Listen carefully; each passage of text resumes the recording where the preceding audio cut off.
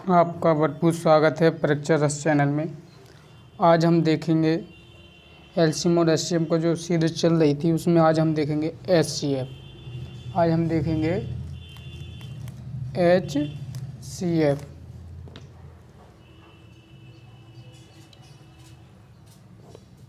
HCF देखेंगे आज हम। एचसीएफ का दूसरा नाम जीसीडी है। एचसीएफ का दूसरा नाम जीसीडी है। इसे हम इसकी फुल फॉर्म होती है highest common factor. Highest common factor. और इसका दूसरा नाम है ग्रेटेस्ट कॉमन डिवाइजर। डिवाइजर ही फैक्टर होते हैं। अब हम शब्दों को अच्छे से समझते हैं। कॉमन फैक्टर और एलसीएम में था कॉमन मल्टीपल। एलसीएम में क्या था? Common multiple. और यहाँ पर एचसीएफ में जो है कॉमन फैक्टर है। जैसे कोई संख्या है उसमें दो चीज़ें होती हैं। उसमें क्या होता? दो चीज़ें होती हैं। कौन कौन सी? एक तो होता है फैक्टर, दूसरा होता है मल्टीपल। फैक्टर होता है गुणनखंड और मल्टीपल होता है गुणनफल। मल्टीपल क्या होता है? गुणनफल। जो गुणनखंड क्या होता है? जो संख्याओं को खंडित करे उसे हम क्या कहते हैं? गुणनखंड कहते हैं। जैसे 12 को डिवाइड करने वाली संख्याएं क्या कहलाएंगी?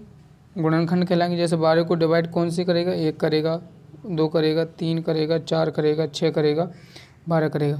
लेकिन जो 12 के मल्टीप्लाई होते हैं वो क्या कहलाता है? गुणनफल कहलाता है। 12 का मल्टीप्लाई 24, 36 ऐसे होते हैं। एलसीएम क्या था?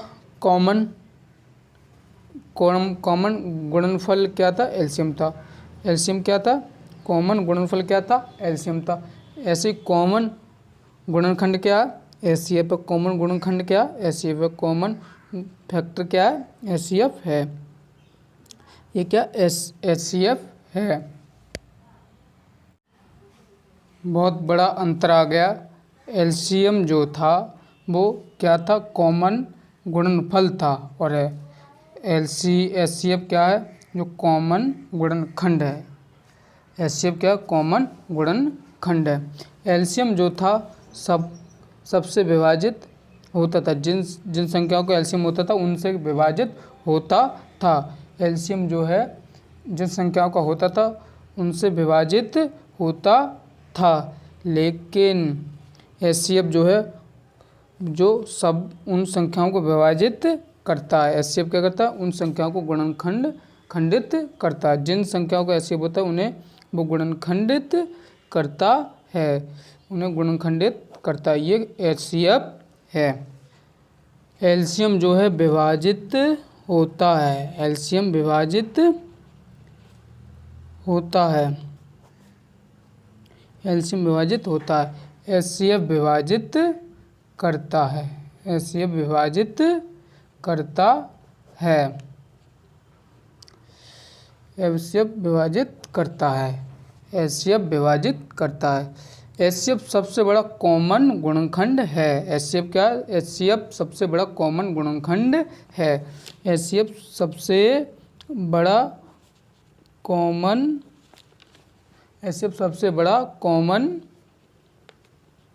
गुणनखंड है।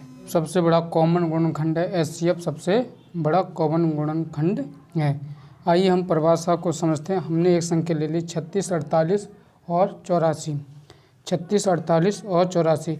अगर इसका कोई पूछे कि एचसीएफ क्या होगा तो हम कहेंगे कि इसका एचसीएफ जो है हम इसके फैक्टर देख लें क्या देख लें, गुणनखंड देख लें। तो वो कई सारे गुणनखंड लेकर आ गए। मैंने कहा कई सारे नहीं, हमें सब जो कॉमनली गुणनखंड होते हैं, इन सभी में कॉमनली गुणनखंड हैं वो लेके आओ।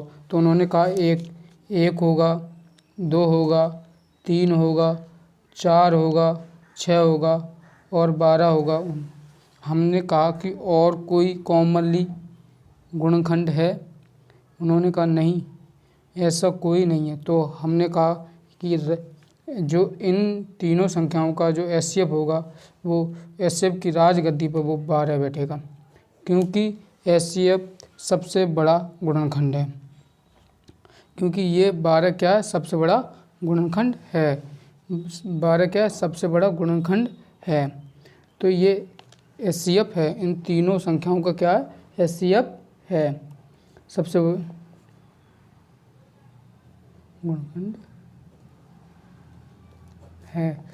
ये क्या है, एचसीएफ है।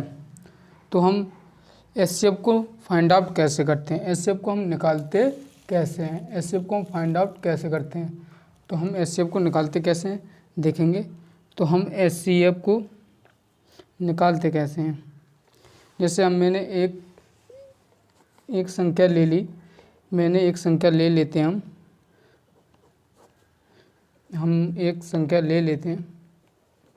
हमने एक संख्या ले ली 192 48 264। तो इन्हें हम 2 तरीके से निकाल सकते हैं। सबसे पहले हम इन्हें सेपरेट मेथड से कर लेते हैं। इन्हें सेपरेट मेथड से 192 को हम काट लेते हैं, 192 को हम काट लेते हैं, 192 को हम काट लेते हैं। तो यहाँ हो गया 48, यहाँ हो गया 24, यहाँ हो गया 12, यहाँ हो गया 6 और यहाँ हो गया 3 और यहाँ हो गया 1। अब हम 48 को भी सेपरेट विधि से काट लेते हैं, सेपरेट मेथड से काट लेते हैं। यहाँ हो गया 24, यहाँ हो गया 12, यहाँ हो गया 6, यहाँ हो गया 3 और यहाँ हो गया 1। हम 264 को भी काट लेते हैं। यहाँ हो गया 132, यहाँ हो गया 66, यहाँ हो गया 33, यहाँ हो गया 11, यहाँ हो गया 1। तो हम कैसे इसका एचसीएफ क्या होगा वो देखते हैं। तो 192 को हम 192 का क्या हो गया, ये 2 की घात 6 गुणा 3 और 48 का क्या हो गया 2 की घात 4 गुणा 3, 2 की घात 4 गुणा 3 और 264 का क्या हो गया 2 की घात 3 गुणा 11, ये हो गए। तो हम कहेंगे इसका एचसीएफ क्या होगा। इसका एचसीएफ हम देखेंगे, सबसे एलसीएम होता तो हम सबसे बड़ी घात लेते, लेकिन हम इसमें एचसीएफ देखेंगे तो हम कॉमन में सबसे छोटी पावर होगी, जो कॉमन में सबसे छोटी पावर होगी। कॉमन में क्या है, यहाँ पर 2 की घात 6 है, 2 की घात 4 है, 2 की घात 3 है। तो इनमें सबसे छोटी पावर क्या है, एचसीएफ जो देखेंगे तो कॉमन में जो सबसे छोटी पावर होगी वो हमारा एचसीएफ होगी। तो कॉमन में सबसे छोटी पावर कौन सी, 2 की घात 3। और कॉमन क्या है, ये कॉमन है, ठीक। और कॉमन में और क्या है, कॉमन में ये 3 है, कॉमन में 3 है। और ये सबसे छोटी पावर जो होगी वो हमारी एचसीएफ होगी।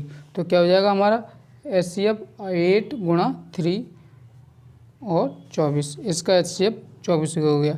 ये बस सुनने के लिए है, हम इस तरीके से एचसीएफ नहीं निकालेंगे, ये बस सुनने के लिए। एचसीएफ हम दूसरे तरीके से निकालेंगे। ऐसे वो हमने ये तीनों संख्याओं को एक साथ लिख दिया, हमने तीनों संख्याओं को एक साथ लिख दिया और हम तीनों संख्याओं को एक साथ काट देते हैं, तीनों संख्याओं को एक साथ काट देते हैं। तो क्या करते हैं, ये हो गया 96, ये हो गया 24, ये हो गया 132। अब देखो दो ने तीनों संख्याओं को काट दिया तो हम इस पर स्टार बना लेते हैं। क्या बना लेते हैं, हम इस पर स्टार बना लेते हैं। जो संख्या तीनों संख्याओं को पूर्ण विभाजित करे उस संख्या पर क्या बना लेंगे, हम स्टार बना लेंगे। जो तीनों संख्याओं को काटे तो हम उस पर स्टार बना लेंगे। जो संख्या तीनों संख्याओं को काटे उस पर हम स्टार, इसने भी तीनों संख्याओं को काट दिया, इस पर भी हम स्टार बना लेंगे। ठीक, जो संख्या पूर्ण तीनों संख्याओं को काटे हम उस पर स्टार बना लेंगे। तीनों संख्याओं को जो काटे उस पर हम स्टार बना लेंगे। ठीक, अब ये काटते हैं, यहाँ पर 3, ये 33 नहीं कटे तो इस पर हम स्टार नहीं लगाएंगे, इस पर हम स्टार नहीं लगाएंगे। जो तीनों संख्याओं को काटे केवल हम उसी पर स्टार लगाएंगे, हम केवल उसी पर हम स्टार लगाएंगे। और जो तीनों संख्याओं नहीं काटे हम उस पर स्टार नहीं लगाएंगे। अगर अब ये 3 एकम, अगर एक बार भी एकम आ जाए, एक बार भी यहाँ पर 1 आ जाए तो हम आगे को नहीं काटेंगे, क्योंकि हमें तो तीनों संख्याएं को काटने वाली संख्याएं चाहिए। तो हमें तो तीनों संख्याओं को काटने वाली संख्याएं चाहिए। तो यहाँ पर जो काटने वाला जो है वो क्या है, तीनों संख्याओं को जो काटने वाला है, तो इसका एचसीएफ क्या हो जाएगा, इसका एचसीएफ क्या हो जाएगा, एक तो 2 और फिर 2 यहाँ और यहाँ 3, तो क्या एचसीएफ हो जाएगा इसका, तो 2 दूनी 4, 4 दूनी 8, तो 8 गुणा 3 हो गया, तो एचसीएफ हो गया इसका 24। क्योंकि यहाँ पर 3 स्टार हैं, क्योंकि जो संख्या तीनों को काटे उस पर हम स्टार लगा लेते हैं, वही संख्या ले लेते हैं, फिर हम उसके गुणा करके हम वही हमारा एचसीएफ हो जाता है। सवाल देख लेते हैं एचसीएफ में।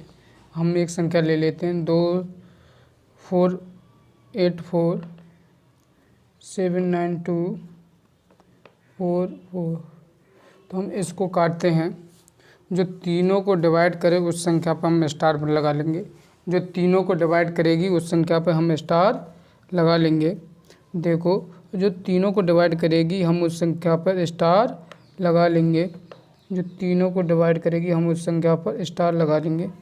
ये तीनों को डिवाइड करता है, ये 121, तो यहाँ पर जो तीनों को डिवाइड करेगी उस संख्या पर हम स्टार लगा लेंगे। ठीक, उस संख्या पर हम स्टार लगा लेंगे। जो तीनों को डिवाइड करेगी हम उस संख्या पर स्टार लगा लेंगे। जो तीनों को डिवाइड करेगी, इसने किया तो हम 11 ले लेते हैं। अगर इसमें जहाँ कहीं भी 1 आ जाए फिर हम उसको आगे को सॉल्व नहीं करेंगे, क्योंकि फिर हम आगे को सॉल्व नहीं करेंगे, क्योंकि हमें केवल तीनों को डिवाइड होने वाली संख्या की ज़रूरत होती है। हम इसमें एक भी बार 1 आ जाए फिर हम आगे को सॉल्व नहीं करते हैं। तो इसका एचसीएफ होगा, इसका एचसीएफ होगा 44, इसका एचसीएफ क्या होगा 44। मैंने आपको अपनी कक्षा में अच्छे से बताया कि एलसीएम जो है वो कई संख्याओं से डिवाइड होने वाला है, कॉमन संख्याओं से डिवाइड होने वाला। एलसीएम जो है गुणनफल है, और एचसीएफ जो है कई संख्याओं को क्या करता है, डिवाइड करता है। एचसीएफ क्या, एक गुणनखंड है। एचसीएफ क्या, कॉमन गुणनखंड है। एचसीएफ क्या, कॉमन गुणनखंड है, और एलसीएम कॉमन गुणनफल है। एचसीएफ कॉमन गुणनफल है। अब हम इसके अनुप्रयोग देखेंगे। अब हम इनके सवाल करेंगे, वो अगली कक्षाओं में करेंगे। अभी तक तो हमने एचसीएफ और एलसीएम का केवल बेसिक सीखा। आगे के जो सवाल हैं हम अनुप्रयोग वो अगली क्लास में करेंगे। अनुप्रयोग